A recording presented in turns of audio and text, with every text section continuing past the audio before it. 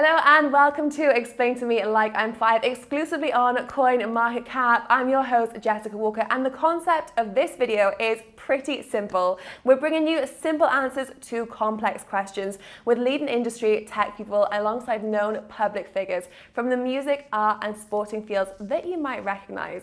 And they all have one common interest, and that's to put everyone on the same page when it comes to crypto, DeFi, and blockchain potential. So let's take a look at our guest today. First off, we have Kevin Murcko, CEO of CoinMetro Exchange and also a founding board member of the European Crypto Association. Kevin, great to see you today. Great to see you, Jessica. Nice to be here. Great to have you too. And we also have Paul at Democritou. I ruined that surname, didn't I? Democritou. Yes, you got it. Second time lucky. He did explain it in such a good way before we started as well. Paul Democritou, author and host of the YouTube channel, The Crypto Factor. So guys, thank you so much for joining me. Today is the introduction session and the introduction of cryptocurrencies, the wild world that we are in. And I'm going to start by asking you, Kevin, just to define, and we're going to start with explain it to a 5-year-old, the word cryptocurrency. I'll give it to you. Right on. So currency, dollars, euros, pounds, wherever you live, they're currency, usually paper notes and coins.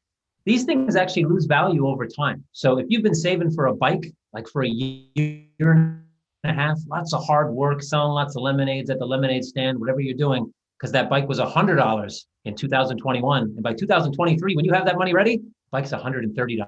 Kind of stinks. Cryptocurrency, in contrast, is not inflationary, it's deflationary. It actually gains value over time. Meaning you may save that $100 worth of Bitcoin or Ethereum for that bike, and in 2023, you might be able to buy 3 bikes.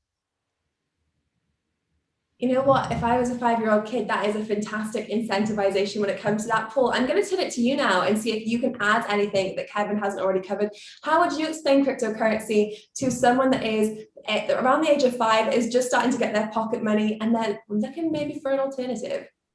So this should be easy because my girlfriend keeps on saying I am 5 or act like a 5-year-old. So essentially, imagine money. Money is what you buy and what you sell with. Yes? Great.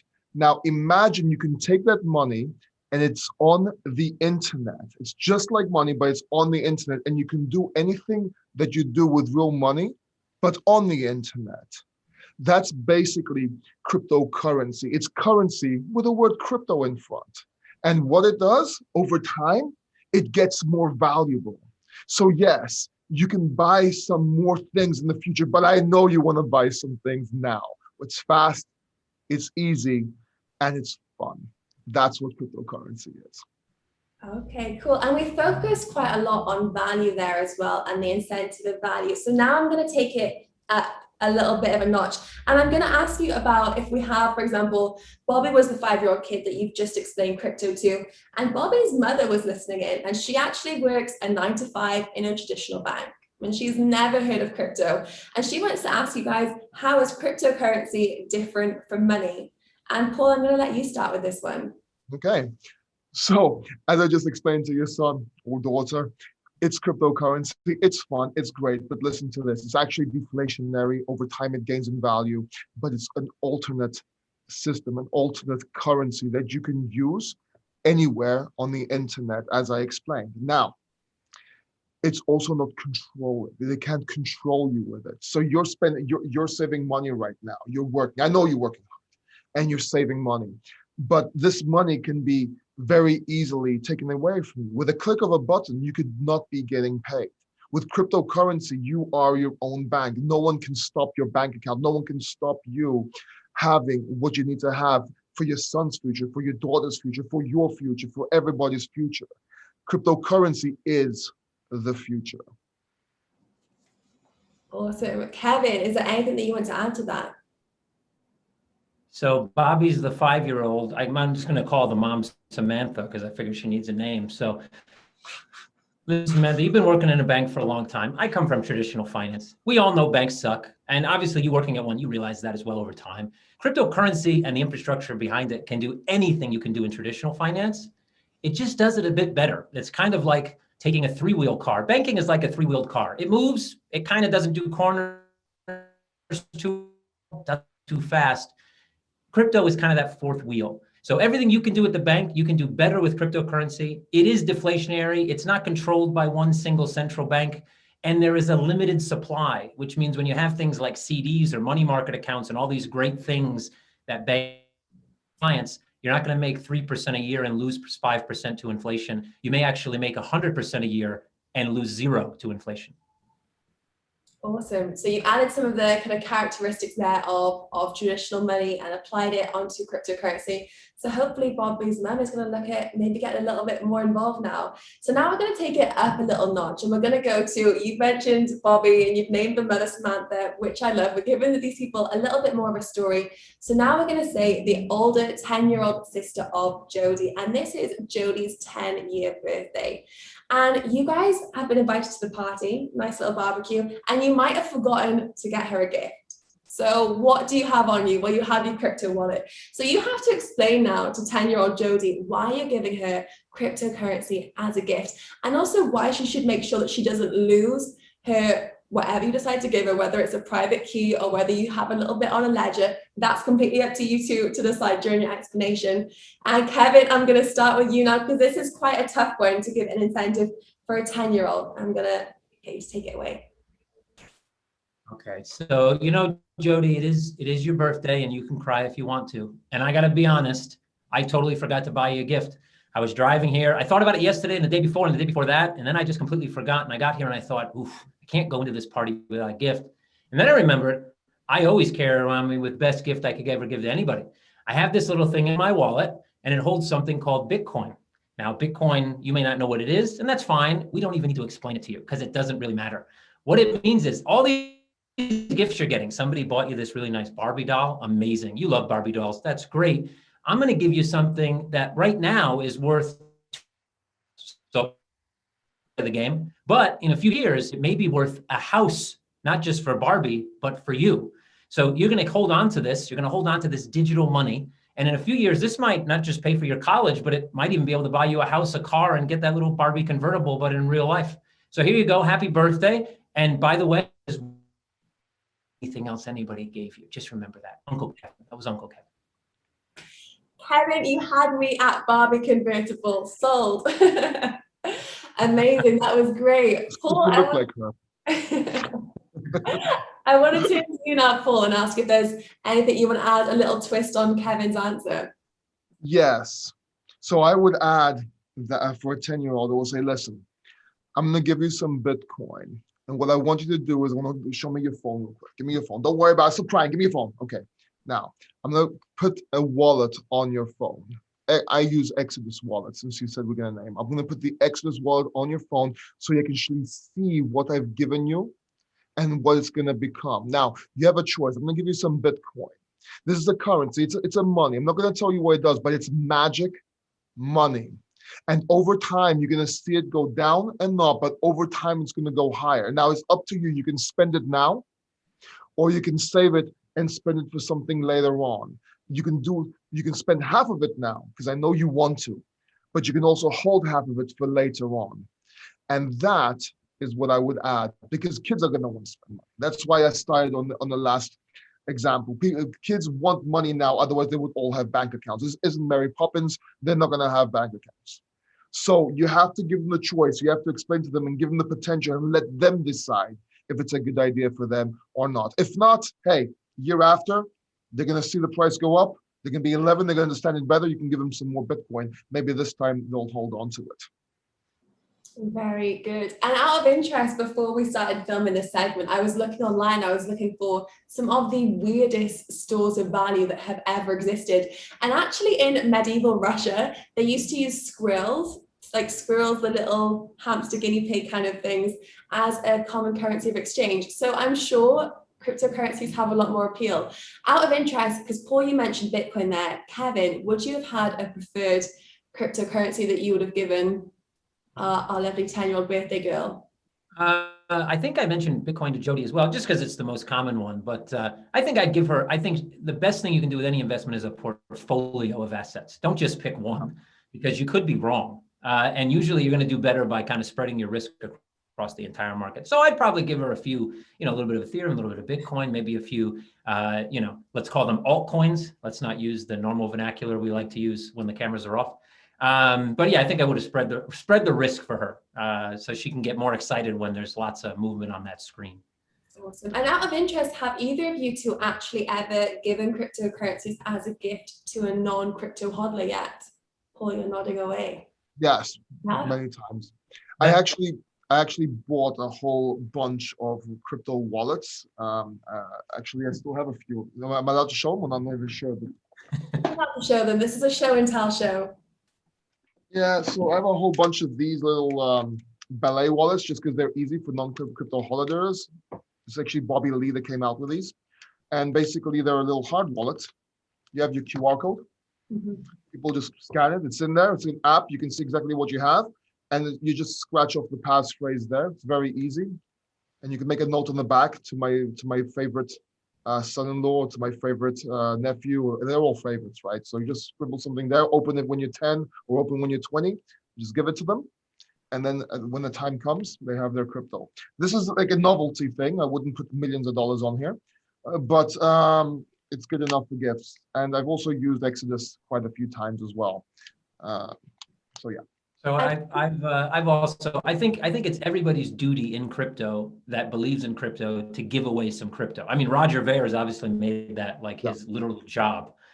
But I think it's important because it's the only way. Look, mass adoption comes from obviously people opening their mouths and communicating with other people. That's how it works. So obviously other things help, but that's definitely what really drives it. So yeah, absolutely. I've given crypto to, I think, everybody in my family. I've given it to friends. I've given it to colleagues. I've given it to people that I've literally met on the street, on a plane, on a bus. And after having it, everybody always asks, what do you do? And then, I point to the t-shirt. And then, we have this long conversation about stuff they don't understand. And then I just give them some money. And they're like, that's really cool. I think it's everybody's duty. If you haven't done it, if you're in crypto and you haven't given away some crypto, shame on you. I agree. Stop what you're doing now, get in the comments and start giving away some crypto. So Kevin, you've given me a little bit of a teaser then as our next scenario that we're going to give. And this is again for Bobby and his older sister Jodie, so the age group of 5 and 10 years old. A cryptocurrency exchange, obviously, as you are CEO of CoinMetro representing today, how would you explain to a younger age demographic what a cryptocurrency trading platform is? So basically, what a trading platform is a place where you can take one thing and trade it for another. What does trade mean? We all know what that means. You have a really cool, Matchbox car, and this other kid has a really cool set of marbles, and you're like, I'd like those marbles. And so you give them your car for a couple marbles. That's a trade. The only difference here is that it's done electronically. So on your computer, on your phone, or any device, your iPad, whatever your favorite device is, you're able to transact digital artifacts, kind of like in those games when you buy a new hat for one of your little characters, or you buy a sword. You're able to trade that digital artifact to someone else who has another digital artifact that you want more than the digital artifact you currently have.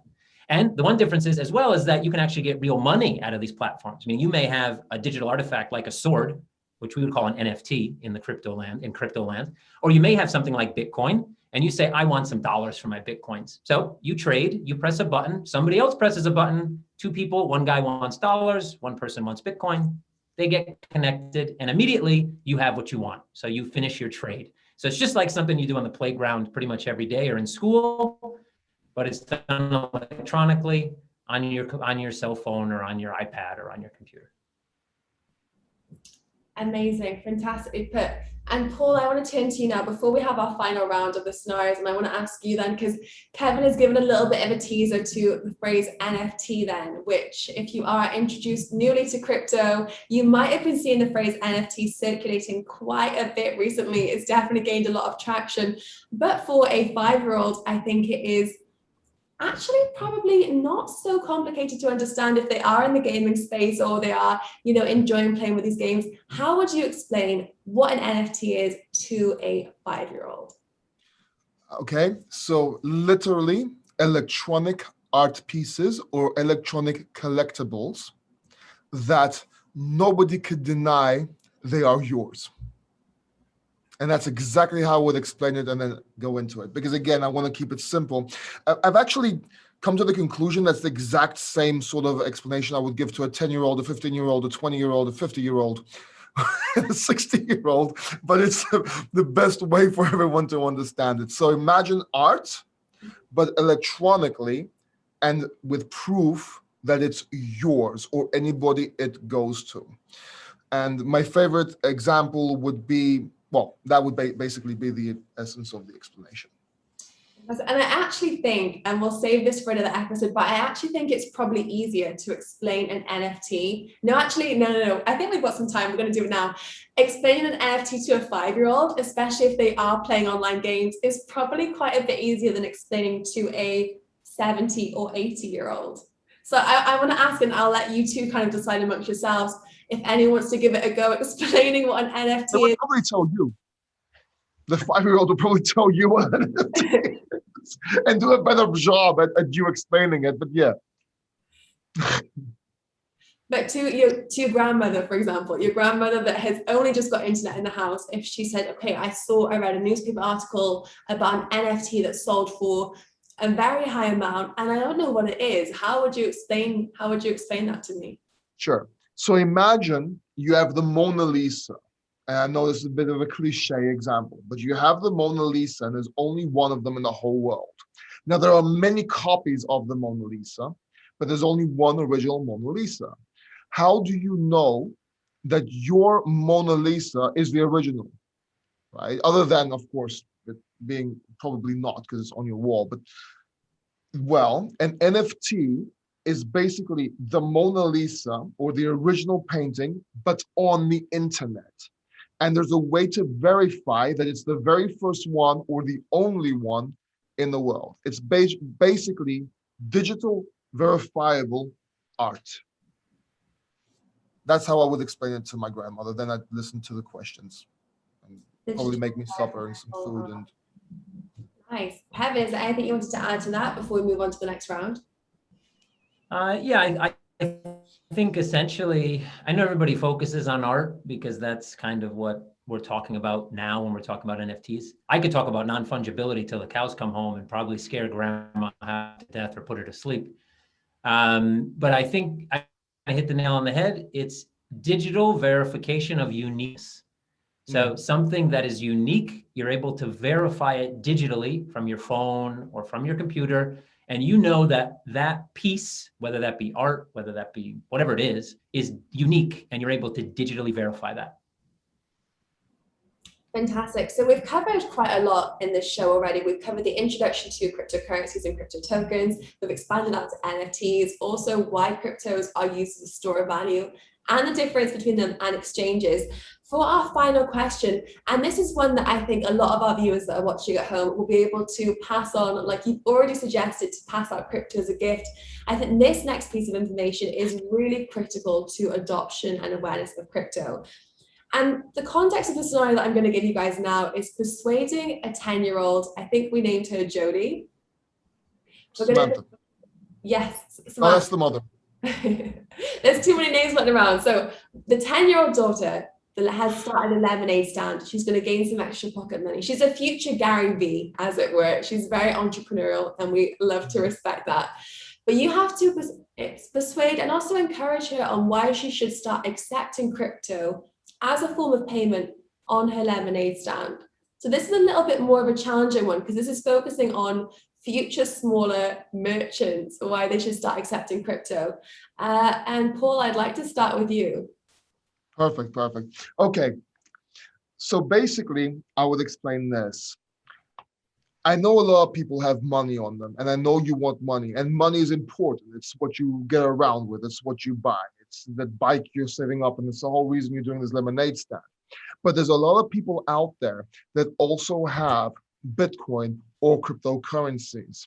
Now, imagine this. Some of these people may not have money anyway, but if you get them to give you crypto, first of all, you'll get more. And second of all, this potentially over time will become more valuable. So every time you have a lemonade stand and you get your money so you can spend, every time you collect crypto, every time it will add up, so I don't use the word compound, add up over time And one day you can have your own bike shop, your own house, your own anything you can imagine. So don't turn these customers down, but make it available for them. And the only thing you have to do is put a QR code on your lemonade stand. I think, one, you mentioned, actually, a friend of mine, Jessica, mentioned to me, Jody, like 1,500. People actually used to trade hamsters as a form of money. Hamsters, right? So that little guy that runs on the wheel that you have in your room, somebody would, so a middle-aged lemonade stand would have actually been accepting even parts of hamsters, like tails, I don't know. But that was how they transacted. That was their money. Imagine how weird that is. And then the first guy came around and said, you know, what if we used coins and paper bills? And somebody thought, that's stupid, are so much better. But now we all use paper bills. Well, now we're kind of in this next realm of money, and it's called cryptocurrency, and it's digital, it's easy to move, and it can actually be worth more money in the future than it is now. So those boring people that accept this old money, why would you accept old? Do you like to do anything your parents like to do? No, ew, right? Gross. Those guys are boomers, right? So why don't you do like the cool thing, get innovative, do it all, do what the cool kids are doing, accept some cryptocurrency for that lemonade, and maybe in a few years you'll have 20 times as much money as you do now. That's pretty cool, I think. Very nice. I love both of those answers. You know what I think I would have touched on as well is I think I would have added on to the fact that, if you are starting a lemonade stand and you do want to work on this corner of the street next week, but then you want to go around to the park in summer, you're able to do that and move around. And if you don't have to have a credit card machine, because your uncles both forgot your birthday presents just last week, and they definitely don't carry cash on them. So you can have the flexibility to move around, and all you need is an iPhone, and every 10-year-old kid has an iPhone now, and you can go wherever you want and set up your business, and you don't have to give change, you don't have to carry a big bag and box of money and notes, and it gives you the flexibility to go all around the town and get the most for your buck there. So it gives you a lot more freedom to be a future entrepreneur. And the bully down the street won't be able to steal your money like your lunch money she does every 2 days. You know what? That is an excellent point as well. Guys, thank you so much for the first episode. I think you've given our viewers so much to take away when it comes to different contexts for different situations in crypto. I know you've certainly given me a lot to think about and a lot to take away from this. So thank you both so much for your time. And I hope to see you all again very soon. Thank you, Thank Jessica. you. I appreciate you. Cheers. Thank you. Amazing. Thank you so much. This was the first episode of CoinMarketCap's Explain to Me Like I'm 5. Make sure to subscribe to the channel to not miss any more future updates like this.